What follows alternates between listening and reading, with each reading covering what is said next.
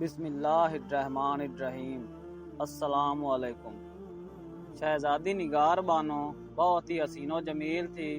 وہ بادشاہ کی واحد اولاد تھی۔ بادشاہ اور ملکہ اس کی خوبصورتی اور خوبصورتی کی بنا پر اس کو بے حد چاہتے تھے اور اس کی خواہش پوری کر کے اسے دنیا کی ہر نعمت و آسائش دیتے تھے، مگر اس میں ایک جسمانی عیب بھی تھا۔ وہ ایک ٹانگ سے لنگڑی تھی جس نے اس کے حسن کو گہن لگا دیا تھا۔ اس عیب کے سبب اس کا ابھی تک کسی ملک یا ریاست سے کوئی بڑا رشتہ نہ آیا۔ شہزادی نگار بانو بچپن سے لنگڑی نہ تھی، بلکہ اس کے ساتھ ایک عجیب و غریب واقعہ پیش آیا جس کے بعد وہ معذور ہوئی۔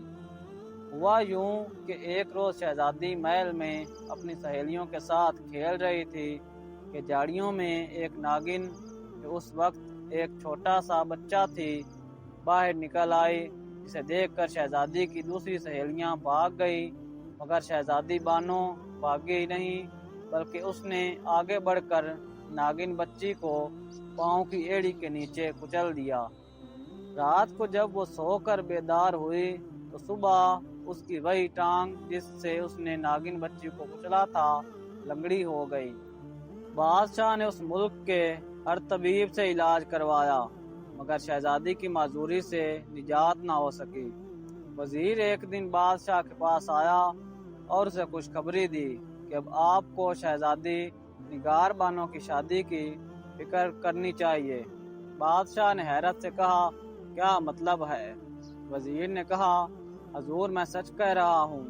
پھر بادشاہ نے کہا، بیٹی کی شادی کی فکر باپ کو نہ ہوگی تو کس کو ہوگی؟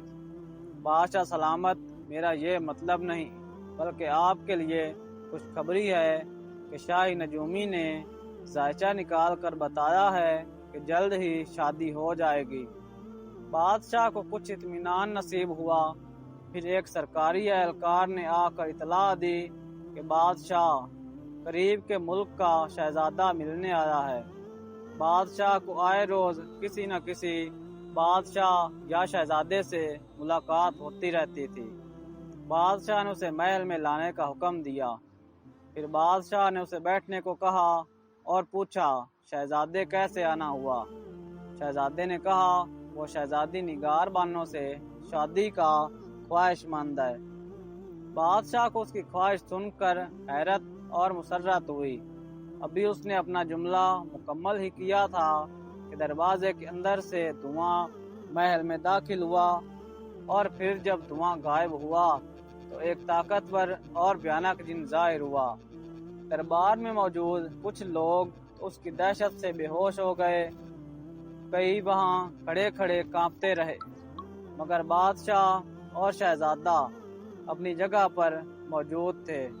پھر جن نے ایک فلک شگاف قہقہ لگایا اور گرجدار آواز میں بولا، یہ شہزادی ایک مجرم ہے، میں اس کی شادی کسی قیمت پر نہیں ہونے دوں گا۔ جن کو دیکھ کر ہی سب کی آواز پہلے ہی بند ہو چکی تھی، اس لیے کسی کی زبان سے کوئی لفظ ادا نہیں ہو پا رہا تھا۔ آخر شہزادے نے ہمت کر کے بولا، یہ شہزادی تمہاری کیسی مجرم ہے؟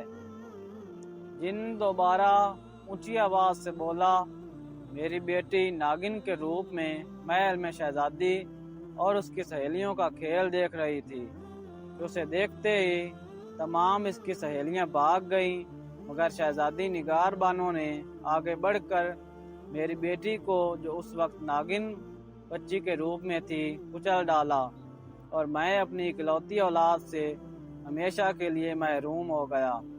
مجھے جب پتہ چلا تو میں نے شہزادی کو لنگڑی بنا دیا، لیکن میں اس سے شادی کا پختہ ارادہ رکھتا ہوں۔ شہزادے نے کہا، اگر تم اپنی بات پر قائم ہو تو تمہیں مجھ سے مقابلہ کرنا ہوگا۔ اگر تم نے مجھے مار دیا تو تم یہ شادی کر سکتے ہو، ورنہ میں یہ شادی نہ ہونے دوں گا۔ جن نے کہا۔ شہزادے نے مقابلے کا چیلنج قبول کر لیا۔ ٹھیک ہے، جن بولا۔ پھر دیو نے اپنی تلوار نکالی جس کی چمک سے آنکھیں کھیرا ہو رہی تھی۔ اس نے شہزادے پر وار کیا۔ شہزادے نے بڑی پھرتی سے یہ وار اپنی ڈال پر روک لیا۔ پھر شہزادے نے ایک زوردار وار کیا مگر وار خطا ہو گیا۔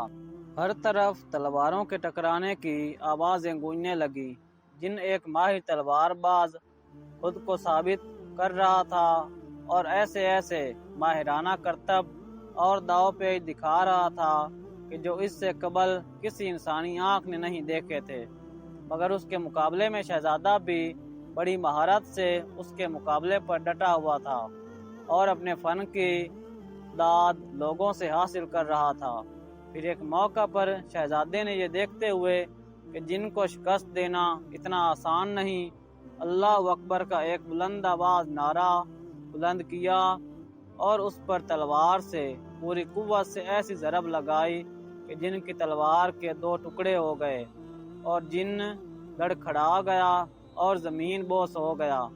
شہزادہ چاہتا تو اس موقع سے فائدہ اٹھا کر جن کا خاتمہ کر سکتا تھا، مگر وہ ایک بہادر نوجوان تھا اور بہادری کا مظاہرہ کرتے ہوئے اس نے جن کو تلوار کی پیشکش کی اور اپنی تلوار واپس میان میں ڈال لی۔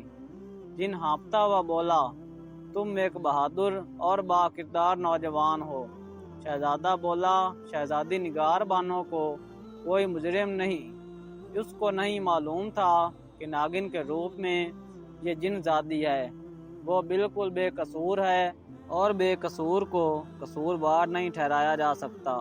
مجھے تمہاری بیٹی کی موت کا بہت افسوس ہے۔